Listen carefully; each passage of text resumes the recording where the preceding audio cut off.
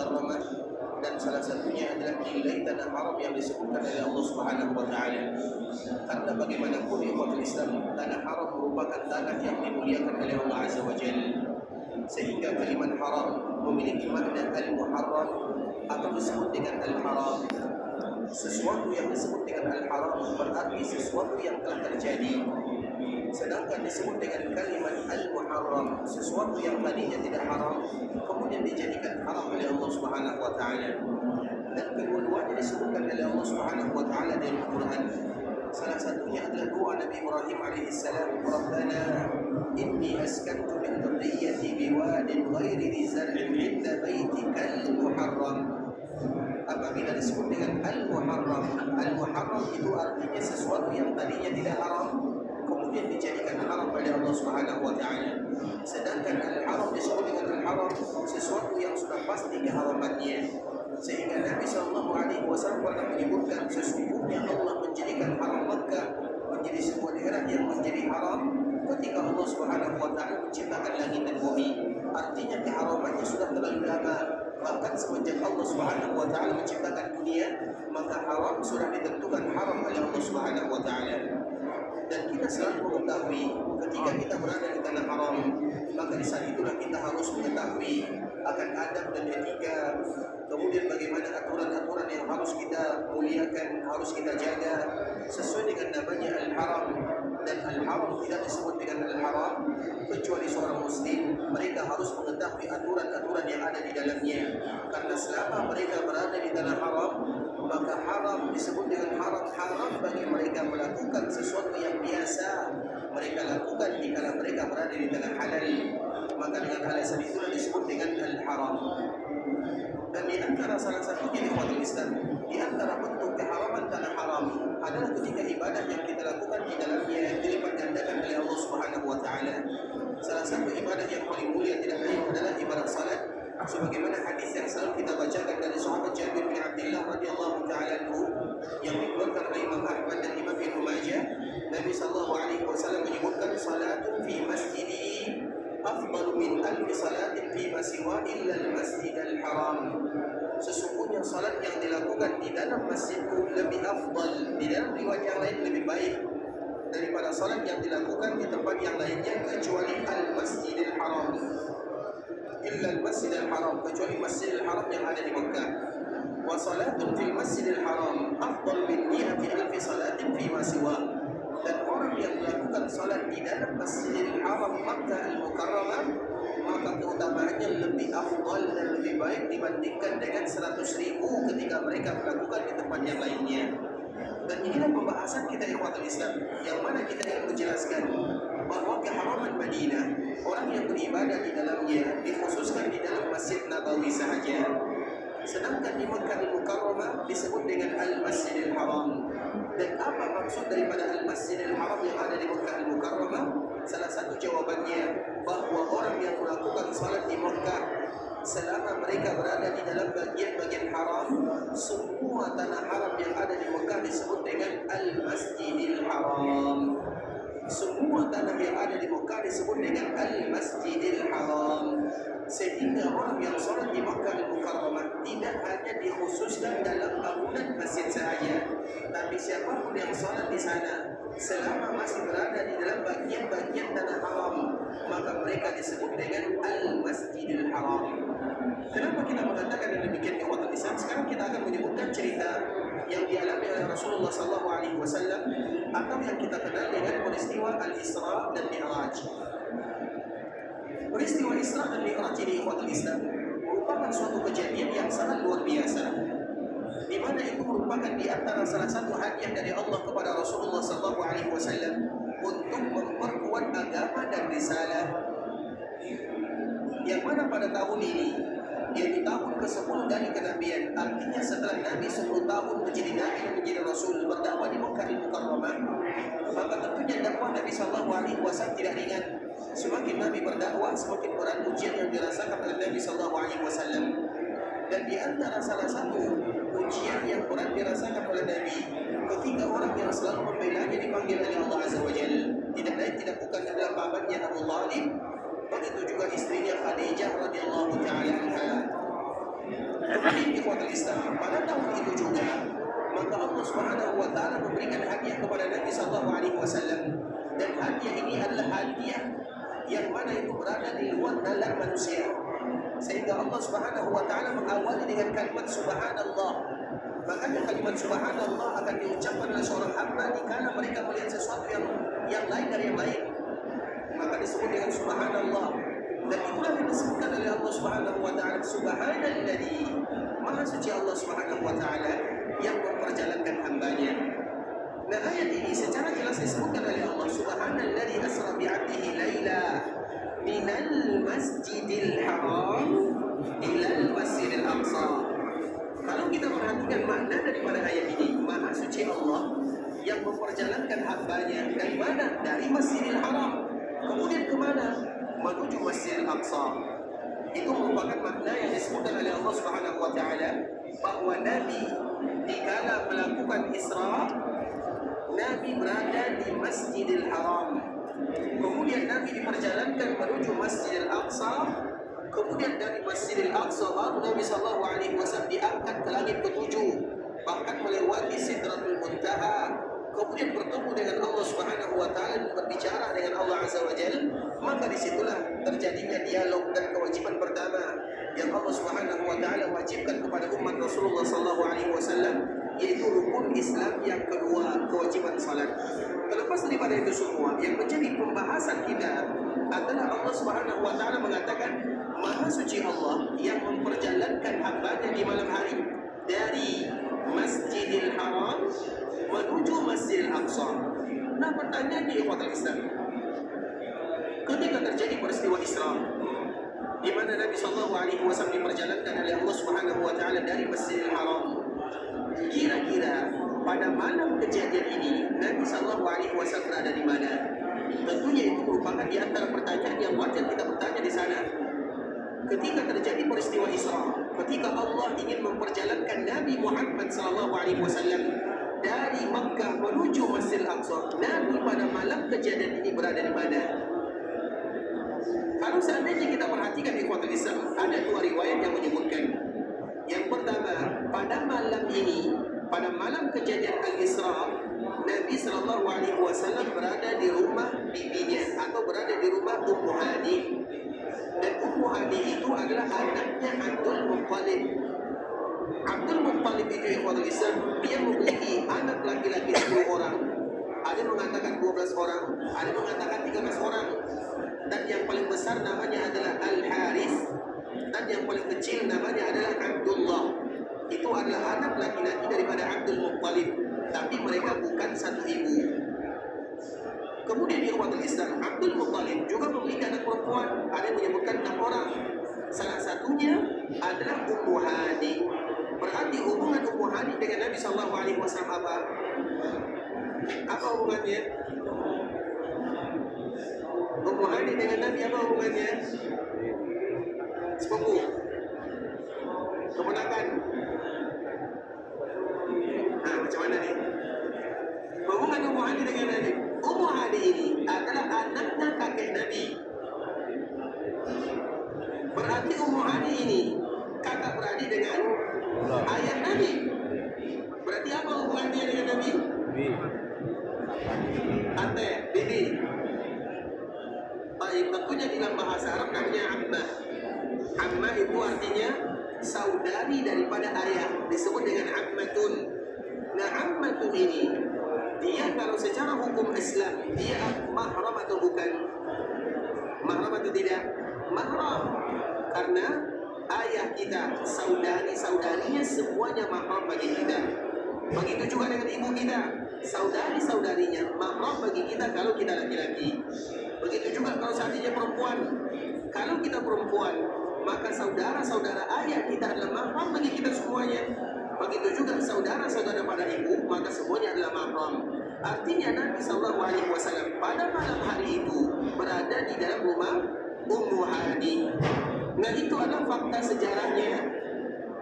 Nabi SAW berada di rumah bibinya. Di dalam riwayat yang lain disebutkan ikhwatul Islam, di dalam hadis yang dikeluarkan oleh Imam Bukhari, ketika terjadi Lailatul Isra, Nabi mengatakan bahwa Nabi pada malam hari itu berada di rumahnya, artinya di rumah Nabi Sallallahu Alaihi Wasallam. Makanya Nabi Sallallahu Alaihi Wasallam menyebutkan seolah-olah pintu atap pun terbuka. Jadi Nabi Sallallahu Alaihi Wasallam berada di rumahnya. Kemudian datang Jibril alaihi salam, dan Jibril biasanya bertemu dengan Nabi dalam bentuk manusia. Dan biasanya Jibril bertemu dengan Nabi Sallallahu Alaihi Wasallam menyerupai salah seorang sahabat yang namanya Dihyah Al-Kalbi. Sahabat Dihyah ini merupakan sahabat yang paling tampan di antara sahabat-sahabat yang lainnya. Makanya Jibril setiap kali bertemu dengan Nabi, maka dia akan menyerupai Dihyah Al-Kalbi. Dan Nabi Sallallahu Alaihi Wasallam tidaklah melihat Jibril kecuali 2 kali dalam bentuk aslinya. Nabi Sallallahu Alaihi Wasallam tidaklah melihat Jibril kecuali 2 kali dalam bentuk aslinya. Yang pertama dikala melakukan peristiwa Mi'raj atau Isra dan Mi'raj, dan yang kedua pertama kali Nabi Sallallahu Alaihi Wasallam menerima wahyu. Nabi Sallallahu Alaihi Wasallam melihat di antara langit dan bumi, kemudian ada kursi dan malaikat Jibril duduk di atasnya. Itu adalah 2 kali di mana Nabi Sallallahu Alaihi Wasallam melihat malaikat Jibril dalam bentuk aslinya. Dan Jibril dalam bentuk aslinya memiliki sayap, dan semua malaikat-malaikat Allah memiliki sayap. Hanya saja sayap malaikat ini sulit bagi kita untuk membayangkannya. Mengapa demikian? Karena Allah Subhanahu wa taala pernah menyebutkan, Alhamdulillahi fatiris samawati wal ardi ja'ilil malaikati rusula uli ajnihatin masna wa thulatha wa ruba' yazidu fil khalqi ma yasha'. Apa kata Allah Subhanahu wa taala? Segala puji bagi Allah yang menciptakan langit dan bumi. Kemudian ja'ilil malaikati rusula, dan Allah Subhanahu wa taala menjadikan malaikat-malaikat itu sebagai utusan atau sebagai rasul. Artinya perantara Allah dengan para hambanya, baik itu dengan nabi atau dengan rasul atau dengan yang lainnya. Karena malaikat tidak hanya bermuamalah dengan para nabi dan rasul saja, malaikat juga bermuamalah dengan manusia biasa, terutama mereka-mereka yang diberikan kelebihan oleh Allah Subhanahu wa taala. Bahkan jangankan manusia biasa di ikhwatul Islam, dengan orang yang mungkin tidak biasa saja malaikat juga bermuamalah. Makanya pernah disebutkan Musa ikhwatul Islam, Musa itu ada 2. Yang pertama, Musa yang diasuh oleh Fir'aun menjadi seorang hamba yang paling dicintai oleh Allah Subhanahu wa taala. Dan yang kedua, Musa yang dijaga oleh malaikat menjadi orang yang paling bejat. Siapa Musa yang dijaga oleh malaikat? Itulah yang dikenal dengan kalimat Samiri. Sebagian para ulama sejarah menyebut dengan Samiri. Artinya malaikat bermuamalah bukan hanya dengan para nabi dan para rasul saja, bahkan dengan manusia biasa malaikat juga bermuamalah. Sehingga Allah Subhanahu wa taala menyebutkan di dalam ayat ini, ja'ilil malaikati rusula. Allah Subhanahu wa taala menjadikan malaikat-malaikatnya sebagai utusan perantara dirinya dengan hambanya. Dan itu bukan khusus para nabi dan para rasul. Kemudian apa sambungan ayatnya? Uli ajnihah. Para malaikat itu mereka memiliki sayap. Artinya tidak ada malaikat kecuali mereka punya sayap. Kemudian berapa sayapnya? Itu tergantung, berbeza antara satu dengan yang lainnya. Uli ajnihati masna wa thulatha wa ruba'. Ada di antara mereka sayapnya 2, ada sayapnya 3, ada sayapnya 4. Yazidu fil khalqi ma yasha'. Kemudian sayap itu bisa jadi ditambah oleh Allah Azza wa Jalla sesuai dengan keagungan Allah Azza wa Jalla, keagungan Allah Azza wa Jalla. Nah, kalau seandainya kita perhatikan ayat-ayat ini, ada malaikat yang sayapnya 2. Kalau 2 mungkin bisa bagi kita membayangkannya. Tapi kalau sayapnya 3 bagaimana? Kalau sayapnya 3, 2 di kanan, 1 di kiri, sulit bagi kita membayangkannya. Atau 2 di kiri, 1 di kanan, atau 1 kanan, 1 kiri, 1 atas, bagaimana bentuknya? Kalau 2 mungkin, kalau 3 sulit, kalau 4 juga mungkin, kalau 5 bagaimana bentuknya? Artinya bagaimana ikhwatul Islam, malaikat saja tidak bisa, bagaimana kita membayangkannya? Bagaimana dengan yang menciptakan malaikat-malaikat tersebut, yaitu Allah Subhanahu wa taala. Sehingga apapun yang Allah sebutkan tentang dirinya di dalam Al-Quran, kaidahnya laisa kamitslihi syai'.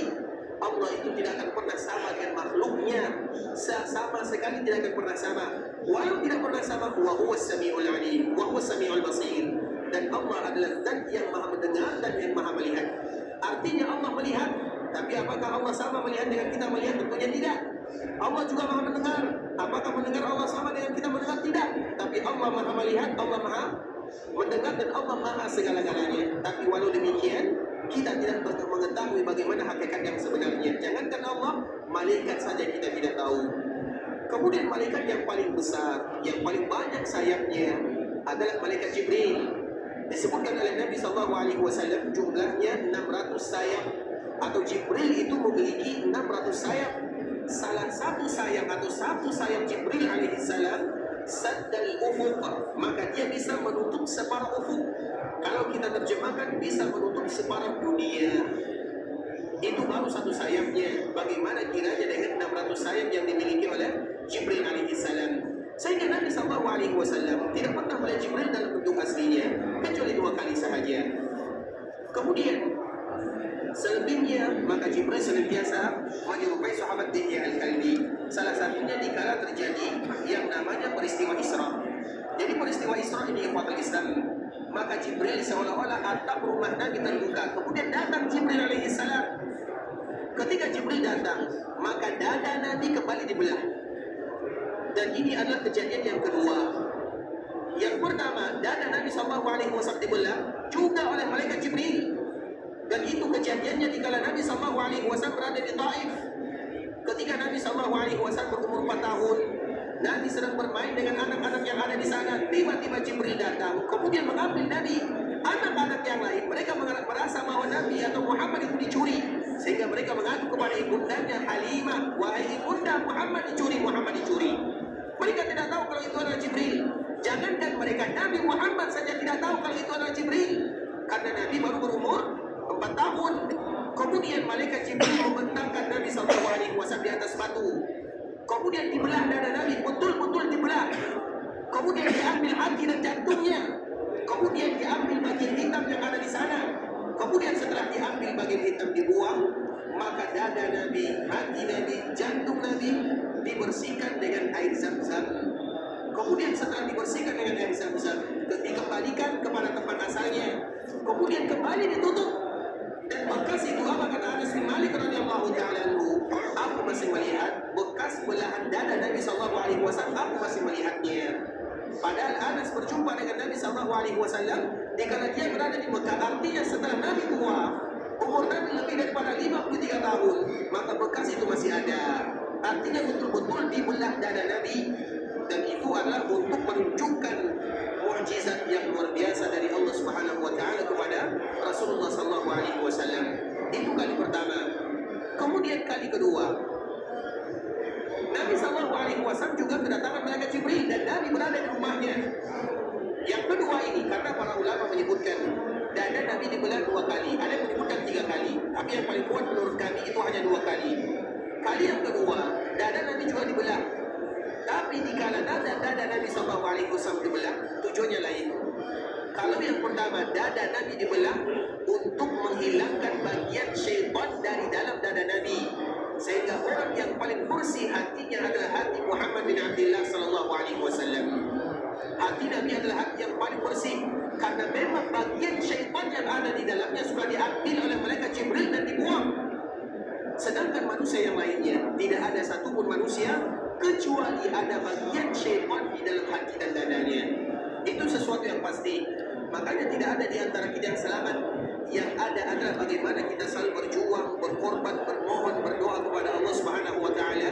Makanya Nabi mengajarkan kepada kita sebuah doa yang harus diulang-ulang oleh kaum muslimin.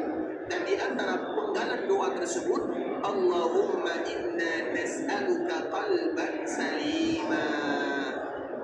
Allahumma inna nas'aluka qalban salima wa lisanan sadiqa. Itu merupakan doa yang diajarkan oleh Nabi SAW kepada sahabatnya yang bernama Saddad bin Aus radhiyallahu ta'ala anhu. Nabi SAW mengatakan, wahai Saddad, hendaklah engkau mengulang-ulang kalimat ini, terutama dikala engkau melihat manusia sudah lalai dan mereka sudah lalai dari akhirat, mereka sibuk dengan dunia, mereka mengumpulkan dinar dan dirham, mereka mengumpulkan harta, maka hendaklah engkau sering-sering mengumpulkan kalimat ini. Artinya sering-seringlah baca kalimat ini. Maka Nabi SAW mengajarkan, Allahumma inni as'aluka ats-tsabata fil amr wal 'azimata 'ala ar-rushd.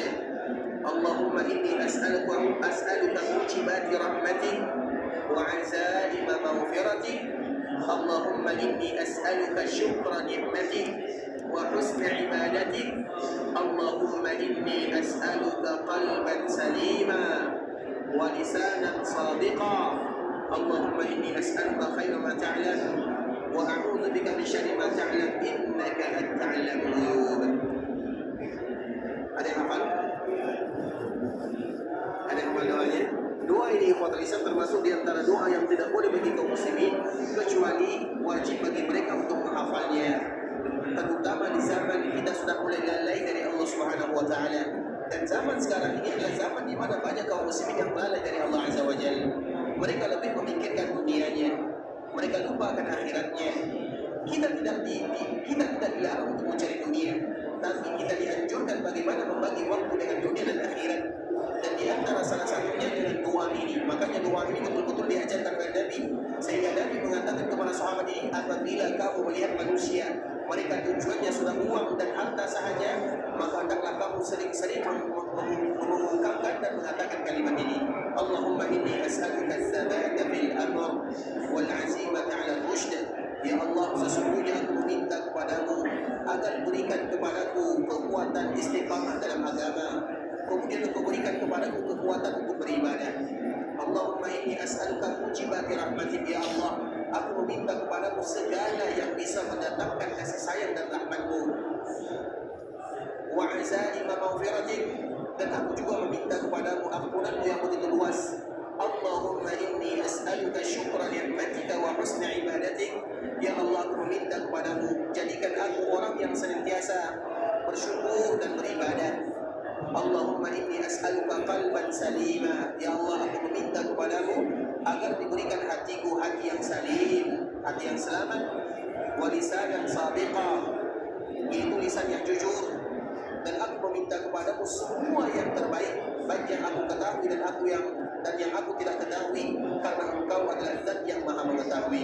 Itu merupakan di antara doa yang dianjurkan bagi kita untuk menghafal dan membacanya. Kalau kita tidak hafal semuanya, maka kita ambil penggalannya. Allahumma inni as'aluka qalban salima. Dan itu merupakan di antara doa yang tidak boleh kita lewatkan. Mengapa demikian? Karena tidak ada hati kita yang dijamin oleh Allah Subhanahu wa taala kecuali hati Rasulullah sallallahu alaihi wasallam. Makanya malaikat dikala membelah dada Nabi yang pertama untuk mengambil bagian syaitan. Artinya semua manusia ada bagian syaitan di dalam hatinya. Itu kali yang pertama. Sedangkan kali yang kedua, kenapa lagi hati Nabi sallallahu alaihi wasallam dibersihkan atau dibelah oleh malaikat Jibril? Tujuan yang kedua adalah untuk ditambahkan iman dan hikmah. Kita ulang lagi ikhwatul Islam. Kali yang kedua, apa gunanya malaikat kembali membelah dada Nabi sallallahu alaihi wasallam? Untuk diisi dengan iman dan hikmah. Kenapa tidak disebut dengan ilmu? Kalau iman itu ikhwatul Islam adalah amalan, beribadah kepada Allah Azza wa Jalla, kekuatan kita beribadah. Kalau hikmah itu ikhwatul Islam adalah kalau bahasa kitanya yang bijak.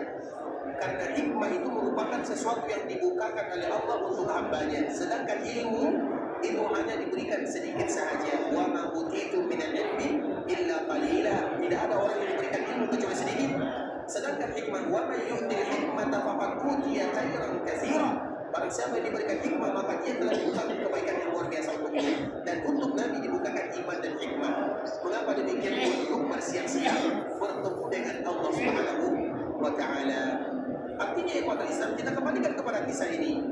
Ketika Jibril datang bertemu dengan Nabi sedang berada di rumahnya.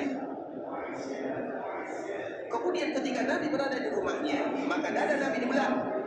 Kemudian dimasuki oleh iman dan hikmah. Kemudian setelah ini apa yang terjadi? Baru setelahnya Nabi diperjalankan menuju Baitul Maqdis. Nah, yang ingin kami sampaikan ikhwatul Islam dari dua pembahasan ini, ketika terjadi peristiwa Isra, yang pertama mengatakan Nabi berada di rumah bibinya. Yang kedua, Nabi berada di rumahnya. Pertanyaannya, apakah rumah bibi Nabi atau rumah Nabi itu adalah bagian daripada Masjidil Haram?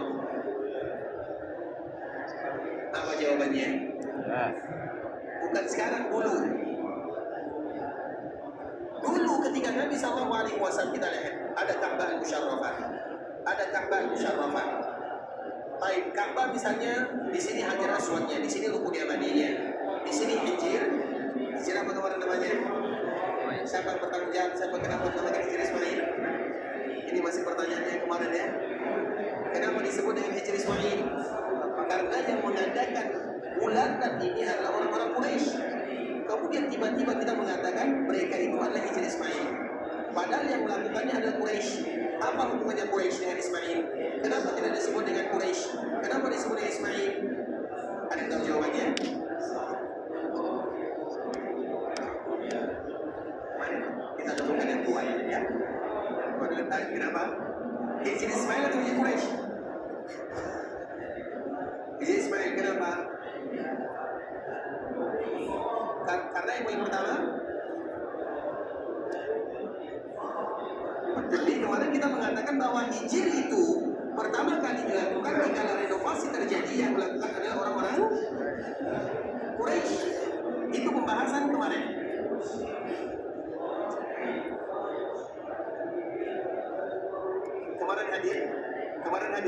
Kemarin kita menyebutkan Ka'bah itu persegi panjang. Kemudian ketika direnovasi di zaman orang-orang Quraisy, mereka tidak cukup duitnya atau uangnya, sehingga yang tersisa separohnya dibikin hijir. Ya kan, itu kemarin kisah yang kita sebutkan. Baik, berarti yang pertama kali membuat ini siapa? Quraisy. Nah, pertanyaannya, namanya hijir Quraisy atau hijir Ismail? Kenapa? Itu pertanyaannya, kenapa? Yang melakukannya adalah orang Quraisy, tapi dinamakan Ismail.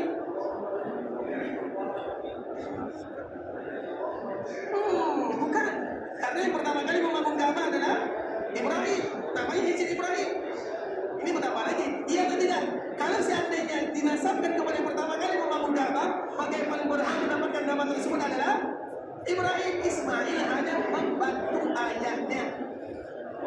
Iya kan? Baik. Jadi apa jawabannya? Nggak saja ya? Silakan. Sulit ya kalau berdebat ya? Baik, silakan. Apa jawabannya? Sudah dicari kemarin?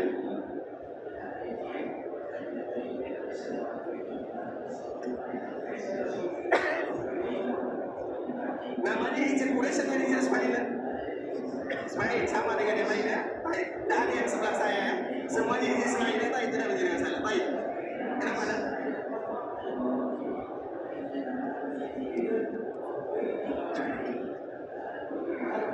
Boleh bahasa Arab, silakan dah. Baik, bahasa Indonesia, silakan. Kenapa?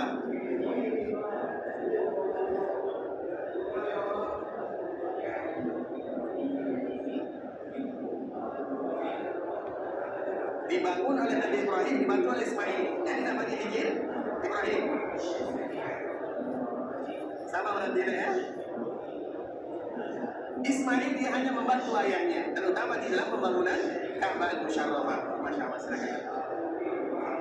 Dan sama ayahnya nanti ya, dicari lagi jawabannya ya. Baik, di tempat Islam. Sebenarnya tidak ada masalah mau dinamakan hijir Ismail atau hijir Quraisy, tapi di Islam yang pertama kali ada adalah dilakukan oleh orang-orang Quraisy. Tapi kenapa sebagian para ulama menasabkan kepada Ismail? Yang pertama ikhwan Islam, iya, Nabi Ibrahim yang membangun Ka'bah Al-Musyarrafah, Ismail yang membantunya. Tapi yang menjadi penduduk Makkah asli itu adalah Ibrahim atau Ismail? Ibrahim atau Ismail? Ismail. Sedangkan Ibrahim menjadi penduduk apa? Sam. Di mana Nabi Ibrahim meninggal? Sam. Cari lagi ya. Di mana Nabi Ibrahim meninggal? Yang terpenting ikhwan Islam, Nabi Ibrahim bukan menjadi penduduk Makkah Al-Mukarramah. Menjadi penduduk Makkah itu adalah Nabi Ismail. Maka Nabi Ismail itu hanya menjadi penduduk Makkah asli. Karena Nabi Ibrahim hanya berbolak-balik dari Syam menuju Makkah Al-Mukarramah. Sedangkan Ismail menjadi penduduk aslinya, bahkan yang meninggal di sana. Maka semuanya ikhwan Islam rata-rata, kita contohkan misalnya Zamzam. Zamzam itu ikhwan Islam. Zamzam itu dulu hilang, tidak ada Zamzam di Makkah Al-Mukarramah, hilang. Dan orang tidak tahu di mana Zamzam itu berada. Dan siapa yang pertama kali mendapatkan Zamzam? Itu adalah kakeknya Nabi SAW bernama Syaibah, atau yang lebih kita kenal dengan Abu Abdul Muttalib. Bagaimana kejadiannya? Diceritakan oleh Imam Ibnu Ishaq di Fathul Islam dalam sirahnya. Jadi Abdul Muttalib ini cerita ya.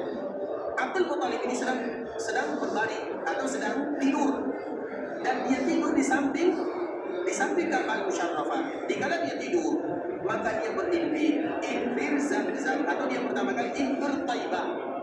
Hendaklah kamu menggali Taibah. Karena Zamzam itu banyak namanya. Zamzam itu disebutkan oleh para ulama. Kalau Ibnu Mandur di dalam Lisanul Arab menyebutkan ada 12 nama. Sedangkan di dalam riwayat yang lain itu banyak sekali namanya. Zamzam itu banyak namanya. Disebutkan Zamzam atau Zamazam atau banyak kalimatnya. Artinya Zamzam itu banyak nama, dan insya Allah akan kita sebutkan dari riwayat ini ada beberapa nama. Apa di dalam mimpi tersebut? Infir Taibah. Hendaklah kau menggali Taibah. Maka paman Nabi atau kakek Nabi ini bertanya, apa itu Taibah? Ketika dia bertanya apa itu Taibah, maka dia terbangun. Jadi mimpinya tidak sampai. Kemudian hari berikutnya kembali bermimpi, infir al-Barra, hendaklah kau menggali Barra. Dan dia kembali bertanya, apa itu Barra? Maka dikala dia bertanya, kembali bangun. Kemudian hari yang ketiga, maka kembali bermimpi Magnun, karena di antara nama Zamzam adalah Magnun. Kemudian disebutkan infir Magnun, maka galilah Magnun. Maka dia pun bertanya, apa itu Magnun? Maka kembali dia terbangun. Kemudian hari yang keempat atau kali yang keempat, maka dia pun bermimpi infir Zamzam. Galilah Zamzam. Baru dia paham, ternyata nama yang pertama, nama yang kedua, nama yang ketiga semuanya adalah nama untuk air Zamzam. Kemudian dia kuat Islam, maka dia tidak tahu di mana tempatnya. Kemudian dia mimpi lagi. Di dalam mimpi itu disebutkan bahwa tempatnya adalah di tempat yang mana ada sarang semut di sana. Di dalam riwayat yang lain kuat Islam ada burung. Kalau burung itu bahasa kita mungkin burung gagak lah. Kalau kami tahu ya burung gagak. Kemudian di tempat di mana burung gagak ada sarangnya di sana. Kemudian dicari-cari, ternyata tempat ini umat Islam tidak jauh dari Ka'bah Musyarrafah. Mulailah Abdul Muttalib menggalinya. Kemudian dikala muncul tanda-tanda air di sana, maka tentunya orang Quraisy yang lain mereka datang. Kemudian apa kata orang-orang Quraisy? Wahai Abdul Muttalib, sumur ini adalah milik ayah kita. Siapa ayah mereka semuanya? Ismail. Artinya kamu tidak berhak untuk memiliki seorang diri, karena ini adalah milik daripada ayah kita semuanya. Karena orang-orang yang ada di Mekah, ayah mereka semuanya adalah Ismail, sehingga kebanyakan mereka menasabkan kalimat-kalimat itu kepada Nabi Ismail. Sedangkan ayah Nabi Ismail adalah Ibrahim. Dia tidak tinggal di Mekah Mukarramah, dia tinggal di daerah yang lain, tinggal di daerah Syam, daerah yang barokah. Sedangkan Ismail tinggal di Mekah.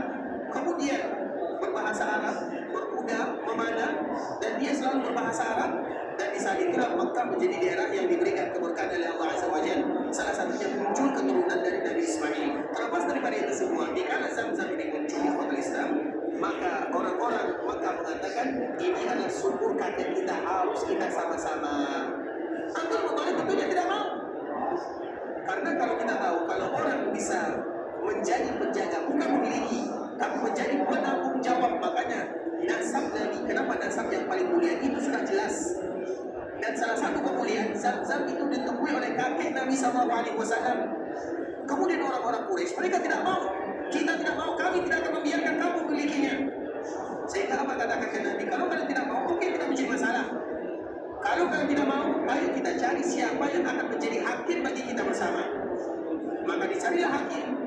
Dan mereka yang pada waktu itu hakim mereka tidak lain tidak bukan adalah dukun. Karena Nabi Rasul tidak ada di zamannya. Yang ada adalah dukun. Makanya jika Nabi diutus menjadi Nabi dan menjadi Rasul, mereka menamakan Nabi adalah dukun kahin. Karena memang dulu pekerjaan yang sama dengan Nabi itu adalah pekerjaan dukun. Yang mengatakan akan terjadi seperti ini, akan terjadi seperti ini, itu adalah dukun. Makanya mereka menuduh Nabi sebagai seorang dukun. Kemudian di luar Islam, apa kata orang-orang Quraisy? Kami tidak mau, kecuali harus kita jadikan hakim. Siapa yang paling berhak menjaga Zamzam? Maka Abdul Muttalib mengiyakan, tidak menjadi masalah. Di mana dukunnya? Ternyata dukunnya bukan berada di sana, bukan, dukunnya ada di Syam. Dan dia pun dukun perempuan. Makanya dukun itu banyak laki-laki itu perempuan. Laki-laki itu perempuan. padahal banyak perempuan. Ini marah dengan ibu-ibu sama kita nih. Apa alasannya kenapa banyak ibu-ibu atau perempuan? Saya nggak tanggung jawab ya. Yang menjawab tanggung jawab. Banyak laki-laki atau perempuan? Apa alasannya? Qul a'udzu birabbil falaq, min syarri ma khalaq, wa min syarri ghasiqin idza waqab, wa min syarri nafatsat. Nafasat itu jamak mudzakkar atau jamak muannas? Muannas. Artinya yang perempuan lebih banyak daripada yang. Makasih banyak Pak ya. Masya Allah. Yang mana, yang Mekah atau Madinah? Madinah Pak. Masya Allah. Lihat dulu Pak ya. Baik. Min syarril waswasil wa min syarrin nafatsat. Disebutkan di dalam ayat ini an-nafatsat. Tukang sihir, dukun ataupun apapun namanya itu lebih banyak dari kalangan perempuan. Dan itu adalah sesuatu yang paling berbahaya di umat Islam. Kami di sini, ini mohon maaf ya, ini untuk kita bersama. Ternyata masalah-masalah ini sangat banyak dan masih banyak sekali. Kami pernah bertemu dengan kepala bagian kepolisian di sini, yang mana tugasnya menjaga penjara wanita. Dan rata-rata yang masuk penjara itu adalah karena sihir, karena guna-guna, karena apa lagi? Pokoknya yang masalah-masalah seperti ini. Dan kebanyakan itu berasal dari kita. Muskilahnya itu kebanyakan berasal dari kita. Jadi mereka di penjara itu karena ini, karena dukun-dukun. Makanya itu masih banyak yang tulisan. Sehingga Allah turunkan ayat ini untuk menjadi penangkal bagi kita bersama. Qul a'udzu birabbil falaq, itu ada tangkal dari luar. Qul a'udzu birabbin nas, tangkal dari dalam. Qul a'udzu birabbil falaq, kalau ada yang sihir, guna-guna, santet, mengerjakan yang lainnya atau yang enggak, qul a'udzu birabbil falaq. Qul a'udzu birabbin nas, karena di dalam jiwa kita itu juga ada syaitannya. Maka untuk menjaganya, qul a'udzu birabbin nas, malikin nas, ilahin nas, min syarril waswasil khannas, itu khannas namanya. Dan terlepas daripada itu semua, sehingga dua ayat ini disebut dengan al-ma'uzatan, dua ayat yang akan melindungi kita, tangkal kalau bahasa kitanya. Maka tidak usah kita cari tangkal yang lain, tidak usah kita pakai jimat, tidak usah kita pakai ikat-ikat di perut, di pinggang, di tangan, apapun namanya. Tangkal sudah diberikan oleh Allah Subhanahu wa Ta'ala. Makanya tidak ada kesempatan kecuali dua ayat ini harus selalu dibaca. Dikala tidur dibaca, dikala sholat dibaca, dikala dalam semua keadaan dibaca. Karena itu merupakan tangkal dari Allah Subhanahu wa Ta'ala. Kalau ada yang merasa diri kita dikerjakan, ini disantet, maka bacalah tangkal dari Allah Subhanahu wa Ta'ala. Kalau kita pakai dari tangkal yang lainnya, maka akan menyebabkan berbahaya dan paling berbahaya lagi. Terlepas daripada itu semua ikhwan Islam, maka Abu Talib atau Abdul Muttalib, mereka dan rombongannya mereka mencari dukun yang perempuan.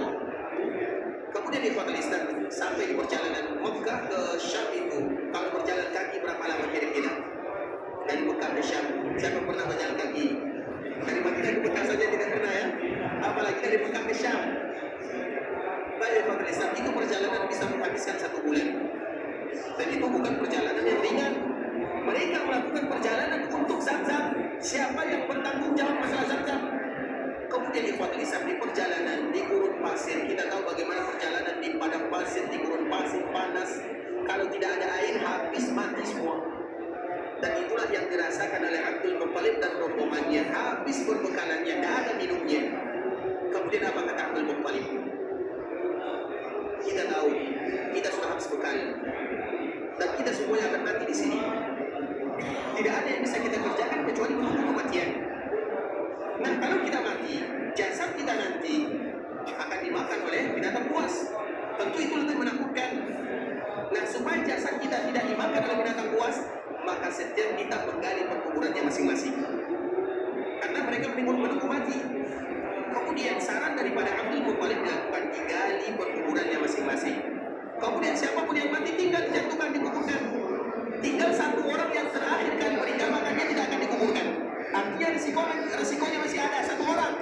Daripada semuanya, lebih baik satu orang yang menjadi korban. Siapa yang terakhir meninggal, maka tidak akan dikuburkan. Tapi yang lain akan dikuburkan. Itu kata Abdul Muttalib. Maka semua mereka menggali perkuburan. Coba bayangkan. Sakit dari mana kita akan? Coba bayangkan di padang pasir. Siapa yang menolong? Tidak akan ada. Kemudian di padang Islam, dikala kuburan sudah digali, apa kata Abdul Muttalib setelahnya? Saya melihat keadaan ini, pasrah namanya. Ayo kita berusaha, apapun yang terjadi kita serahkan kepada Allah Azza wa Jalla. Mereka tahu Allah Azza wa Jalla. Kemudian di kota Islam, maka Abdul Muttalib pun berdiri. Kemudian ingin membawa ontanya. Di padang pasir inilah, ketika ingin berdiri, maka keluar air mata air dari tempat duduknya Abdul Muttalib. Sehingga orang-orang yang ada mereka heran, kenapa di padang pasir tidak ada air, tiba-tiba muncul air dari tempat duduknya Abdul Muttalib. Ini adalah rahasia di mana kepemilikan Zamzam harus diberikan kepada Abdul Muttalib. Pada akhirnya mereka tidak jadi pergi ke dukun, mereka pulang ke Mekah dan mereka menyerahkan Zamzam kepada Abdul Muttalib. Maka yang menjaga Zamzam itu adalah Abdul Muttalib dan keluarga Abdul Muttalib, dan Nabi Muhammad sallallahu alaihi wasallam berasal dari keluarga Abdul Muttalib, dan Nabi sallallahu alaihi wasallam adalah keluarga yang terpandang. Makanya keluarga Abdul Muttalib, Muhammad bin Abdullah bin Abdul Muttalib bin Hashim bin Abdul Manaf bin Qusay bin Murrah bin Kilab misalnya, semua keluarga mereka ini adalah keluarga yang terpandang, sehingga dikala mereka keluarga yang terpandang tidak ada alasan bagi mereka untuk menghina keluarga Nabi sallallahu alaihi wasallam. Dan itulah yang disebutkan di Fathul Islam bahwa Nabi diutus dari yang terbaik semuanya, bahkan nasab Nabi pun adalah nasab yang terbaik. Dan keterбaikan ini semakin muncul ketika yang bertanggung jawab mengelola air Zamzam adalah keluarga Rasulullah sallallahu alaihi wasallam. Jadi itu ceritanya Fathul Islam masalah Zamzam ini.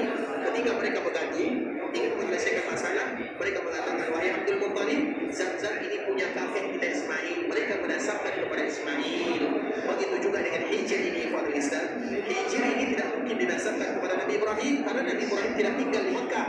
Nabi yang tinggal di Mekah, satu-satunya Nabi yang tinggal di Mekah adalah Nabi Ismail. Kemudian dari Ismail ini muncul salah seorang keturunan yang bernama Muhammad bin Abdullah sallallahu alaihi wasallam. Jadi jelas ya? Jauh jelas ya? Baik, ini Fathul Islam. Kita lanjutkan pembahasan kita di Fathul Islam. Kemudian ketika Nabi sallallahu alaihi wasallam berada di rumahnya, maka turun malaikat. Kemudian setelahnya baru Nabi diperjalankan. Dan Allah mengatakan, kita kembalikan kepada ayat Allah, Subhanalladzi asra. Maha suci Allah yang memperjalankan hambanya dari Masjid Haram. Allah menyebut kalimat jelas dari Masjid Haram. Pertanyaannya, rumah Nabi di zaman Nabi, rumah Nabi di zaman Nabi, atau rumah Ummu Hani di zaman Nabi, apakah masuk daripada bangunan Masjid Haram atau tidak? Termasuk atau tidak? Termasuk atau tidak? Termasuk atau tidak? Apa jawabannya? Atau besok kita sambung? Apa jawabannya? Rumah Nabi di zaman Nabi termasuk Masjid Haram atau tidak? Kenapa termasuk? Rumah Nabi, rumah. Sama pertanyaannya. Dikala Nabi berada di kota Madinah, rumah Nabi semuanya berada di bagian kiri Masjid Nabawi. Ini Masjid Nabawi. Panjangnya 35, lebarnya 30. Nabi membuat rumahnya di sini semuanya. Rumah Nabi ini masuk bagian Masjid Nabawi atau tidak? Termasuk atau tidak? Rumah Nabi di zaman Nabi termasuk atau tidak? Pertanyaannya bukan sekarang. Pertanyaannya, rumah Nabi di zaman Nabi termasuk bagian masjid atau tidak? Kalau itu termasuk bagian Masjid Nabawi, Nabi di rumahnya bersama istrinya, istri Nabi datang bulan, Nabi mendatangi keluarganya, iya atau tidak? Paham atau tidak nih? Kita ulang lagi. Perhatikan baik-baik. Masjid Nabawi panjangnya 35, lebarnya 30. Di samping kiri semuanya rumah Nabi sallallahu alaihi wasallam dan keluarganya, yang mana jumlahnya kurang lebih 9 orang. Ditambah dengan Fatimah, karena memang rumah Fatimah bergabung dengan rumah istrinya yang lainnya. Nah, rumah yang ada di samping kiri Masjid Nabawi, apakah termasuk bagian Masjid Nabawi? Sudah berubah fatwa? Tadi masih iya. Kalau dulu belum termasuk, sekarang baru iya. Tapi pertanyaannya, dulu di zaman Nabi termasuk bagian Masjid Nabawi atau tidak? Tidak termasuk. Kenapa tidak termasuk? Namanya rumah. Namanya rumah Hafsah, rumah Aisyah, rumah Hafsah, Safiyah, rumah Fatimah, bukan rumah Allah namanya. Bisa dipahami? Taib begitu juga dengan rumah Nabi jika ada di Mekah dan rumah bibi Nabi termasuk bagian Masjidil Haram atau tidak? Pada waktu itu termasuk atau tidak? Kenapa tidak? Karena rumah Nabi, tempat kelahiran Nabi, tempat Nabi tumbuh di sana, tempat keluarga Nabi. Begitu juga dengan Ummu Hani. Itu bukan bagian daripada Masjidil Haram itu kalau secara umum. Berarti Nabi berasal dari rumah Ummu Hani atau Nabi berasal dari rumahnya. Tapi kita lihat ayat Allah Subhanahu wa taala. Allah menyebutkan Maha Suci Allah yang memperjalankan hambanya dari pada Nabi dari rumahnya. Allah mengatakan Masjidil Haram mana yang betul? Sudah pasti Allah yang benar. Sudah pasti, tidak mungkin salah. Tapi pertanyaannya, yang satu Al-Quran, yang satu hadis. Al-Quran mengatakan Nabi dari Masjidil Haram, hadis mengatakan Nabi dari rumahnya. Mana yang benar? Jangan pernah kita katakan Al-Quran yang benar. Dua-duanya benar. Al-Quran wahyu dari Allah, hadis juga wahyu dari Allah Azza wa Jalla. Jadi mana benar? Yang satu masjid, yang satu rumah. Mana yang benar? Kita yang salah memahami. Iya atau tidak? Jadi bagaimana jawabannya ikhwatul Islam? Ternyata kalimat Masjidil Haram, rumah Nabi ini termasuk bagian Masjidil Haram walaupun pada waktu itu tidak sama dengan Masjid Nabawi. Bisa dipahami? Jadi kalimat Masjidil Haram itu mencakup semuanya. Walaupun Nabi melakukan Isra dan Nabi berada di rumahnya atau berada di rumah bibinya, rumah bibi Nabi, rumah Nabi pada waktu itu walaupun di luar bangunan masjidnya, walaupun jauh dari Ka'bah Musyarrafah, tapi tetap disebut dengan kalimat Al-Masjidil Haram. Agar kaum muslimin tahu bahwa kalimat Al-Masjidil Haram itu bukan hanya bangunan Ka'bah atau bangunan yang ada di sekeliling Ka'bah, tapi semua batasan-batasan tanah haram itu disebut dengan kalimat Al-Masjidil Haram. Itulah kekhususan Al-Masjidil Haram yang ada di Makkah Al-Mukarramah. Agar kita tahu bahwa di Makkah itu nama lain daripada Makkah adalah Al-Masjidil Haram. Artinya siapapun yang beribadah walau jauh dari Ka'bah Musyarrafah dan masih berada di bagian tanah haram, semua mereka disebut dengan Al-Masjidil Haram. Bisa dipahami sampai di sini? Dan sehingga tidak sama dengan Madinah. Makanya tadi kita membahas di awal, haram yang ada di Mekah dengan haram yang ada di Madinah tidak sama keharamannya. Dan salah satu ketidaksamaan tersebut bahwa ibadah yang kita lakukan di Mekah semuanya dimanapun, salat yang kita lakukan di Mekah dimanapun, selama itu berada di tanah haram, maka semuanya dinamakan hukumnya dinamakan dengan Al-Masjidil Haram. Karena kenapa demikian ikhwatul Islam? Dan itu merupakan karunia Allah Subhanahu wa taala kepada Mekah. Makanya kalau ada orang yang salat di Mina itu bagian daripada haram atau tidak? Mina. Nanti kita akan pergi berjalan ke Mina, bagian haram atau tidak? Muzdalifah bagian haram atau tidak? Arafah bagian haram atau tidak? Mina bagian haram, Muzdalifah bagian haram, Arafah tanah halal. Mina itu tanah haram, Muzdalifah tanah haram, Arafah tanah halal. Siapapun yang salat di Mina, siapapun yang salat di Muzdalifah, maka dia tetap akan mendapatkan pahala yang dijanjikan oleh Allah dan Rasulnya, yaitu lebih daripada 100.000 kali lipat dibandingkan dengan sholat di tempat yang lainnya. Ustaz, kenapa bisa demikian? Itu adalah aturan Allah dan aturan Rasulnya. Itu adalah bonus dari Allah dan bonus dari Rasulnya. Sehingga dikala kita berada di Mekah, ikhwatul Islam, dimanapun lokasi kita, karena biasanya di Mekah itu jarang di antara kita lokasinya yang dekat, kecuali beberapa orang saja. Apalagi di musim-musim haji, itu kadang lokasi kita itu 7 kilo, 6 kilo. Maka jangan bersedih ikhwatul Islam, selama kita berada di bagian tanah haram dan rata-rata jemaah haji itu mereka berada di bagian tanah haram, maka mereka tetap dihitung orang yang sholat lebih daripada 100.000 kali lipat, walaupun tidak akan sama dengan mereka yang sholat dekat dengan Ka'bah Al-Musyarrafah. Bisa dipahami sampai di sini?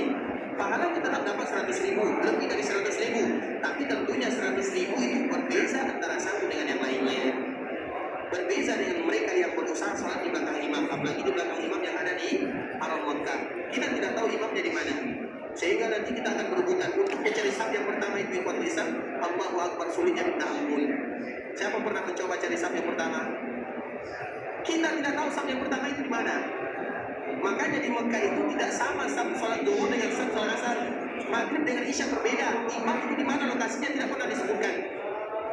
Kadang di bagian paling depan, kadang di bagian paling belakang, kadang di tengah. Karena kalau disebutkan orang akan duduk di sana semuanya. Iya atau tidak? Dan salah satu yang duduk adalah kita. Kami pernah demikian di madrasah ketika tawaf, sudah setengah jam merasakan bagaimana di body, dan alhamdulillah body kita terlalu kecil. Kemudian di madrasah, ternyata saf yang di depan bagian depan sekali. Sia-sia usaha kita yang ada di sholat ini. Atau kita sudah menunggu setengah jam, kemudian ternyata yang mendapatkan saf yang di depan itu adalah mereka yang ada di depannya. Makanya tidak disebutkan di mana imamnya. Lokasi imamnya tidak disebutkan. Sedangkan di Madinah imamnya di situ-situ saja, tidak akan berubah. Kalau di Mekah imamnya berubah dari salat kepada salat yang lainnya. Makanya kita menentukan mana saf yang pertama sulit bagi kita untuk menjawabnya. Artinya ikhwatul Islam, orang yang salat di pelataran Ka'bah itu sulit sekali. Apalagi di zaman sekarang. Jarang di antara kita yang bisa salat di pelataran Ka'bah kecuali kita memakai pakaian ihram, dan itu pun banyak bohong-bohongnya. Iya atau tidak? Yang mengatakan iya berarti bohong ya? Karena tidak boleh masuk ke dalam pelataran haram kecuali dengan menggunakan pakaian ihram. Kita ingin salat tapi harus pakai pakaian ihram. Kita sudah umrah dan kita tidak umrah lagi, terpaksa kita pakai lagi demi ingin salat di dalamnya. Perjuangan walaupun tidak boleh, tapi itu adalah bagian daripada perjuangan. Berat ikhwan Islam. Tak mungkin sama orang yang berjuang masuk ke dalam bagian Ka'bah Musyarrafah dengan mereka yang salat di jauh di sana. Tak mungkin sama. Tapi mereka sama-sama mendapatkan 100.000 kali lipat dibandingkan dengan tempat yang lainnya. Makanya di Mekah itu ikhwan Islam, dan itu merupakan di antara pelajaran yang kita ambil dari ayat ini, dan insya Allah besok kita akan kembali sambung yang menguatkan bagaimana semua tanah haram yang ada di Mekah disebut dengan Al-Masjidil Haram. Makanya nama lain daripada Mekah adalah Al-Masjidil Haram.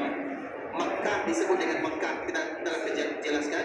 Kemudian di antara nama lain daripada Mekah adalah Al-Masjidil Haram. Karena Mekah itu banyak sekali namanya, dan kemarin kita telah mengulang sedikit di ikhwatul Islam. Disebut dengan Ka'bah, disebut dengan Mekah, disebut dengan Mekah, disebut dengan Al-Atiq, disebut dengan Baitul Ma'mur, disebut dengan Al-Bait, disebut dengan Al-Balad, disebut dengan Al-Balda, disebut dengan Qaryah, disebut dengan Ummul Qura, disebut dengan Qadis, disebut dengan Nadir, disebut dengan Nadir. Itu semuanya adalah nama-nama yang ada di Makkah Al-Mukarramah. Sebagaimana juga disebut dengan Ma'ad, juga disebut dengan Umamah, dan juga disebut dengan Al-Haram, juga disebut dengan Al-Masjidil Haram. Banyak sekali nama-nama yang ada di Makkah Al-Mukarramah, dan kami mengumpulkan sedikit banyaknya ada 30 nama. Imam An-Nawawi rahimahullah ta'ala menyebutkan tidak ada daerah di dunia yang paling banyak namanya kecuali Makkah dan Madinah. Imam An-Nawawi menyebutkan dalam kitabnya Tahzib Al-Lughah, dia menyebutkan bahwa tidak ada nama yang paling banyak di dunia kecuali Makkah dan Madinah, dan setiap nama yang mereka miliki ada makna di dalamnya. Salah satu makna atau nama Makkah adalah Al-Masjidil Haram, dan itu bukan untuk hanya bangunan Ka'bah atau bangunan masjidnya, semuanya, semua lokasi yang ada di Makkah disebut dengan Al-Masjidil Haram. Dan dalil ini kita buatkan dengan dalil yang sebelumnya kita telah menjelaskan bahwa Allah melarang orang-orang musyrikun masuk ke dalam Masjidil Haram. Larangan tersebut bukan hanya bangunan masjidnya, tapi batasan haramnya, sehingga semua tanah haram disebut dengan Al-Masjidil Haram. Tapi waktu saudara kaum muslimin, para tetamu Allah rahimani wa rahimakumullah, sampai di sini pembahasan yang bisa kami jelaskan. Insyaallah semuanya paham ya. Ada yang tidak paham? Ada yang ditanyakan, silakan. Baik.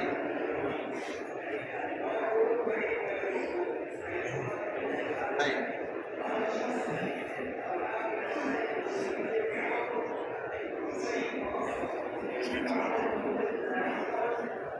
Baik, barakallahu fikum. Ini pertanyaannya mancing ya, bukan saya buka ya, tapi karena saya dibuka, saya buka juga. Tadi ikhwatul Islam, kita tahu al-muslim ala syurutihim, al-muslim ala syurutihim. Seorang muslim tergantung syarat yang telah mereka sepakati antara satu dengan yang lainnya.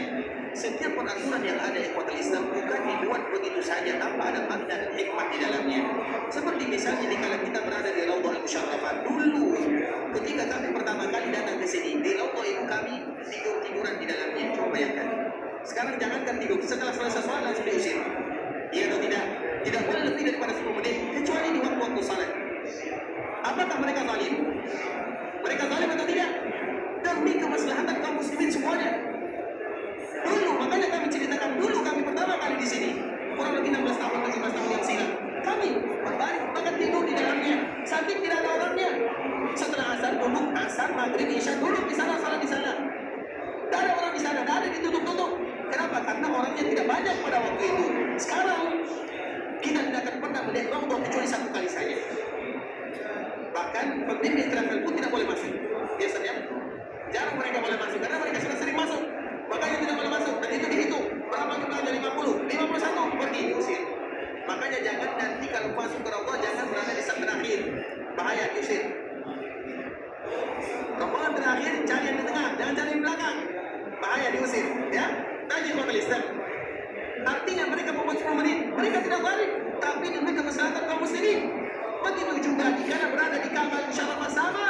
Dulu kita mau tawaf, kita mau salat pakai baju biasa, bebas kita masuk di dalamnya. Bahkan kita mencium Hajar Aswad itu yang orang Islam masih antrian, coba bayangkan antrian.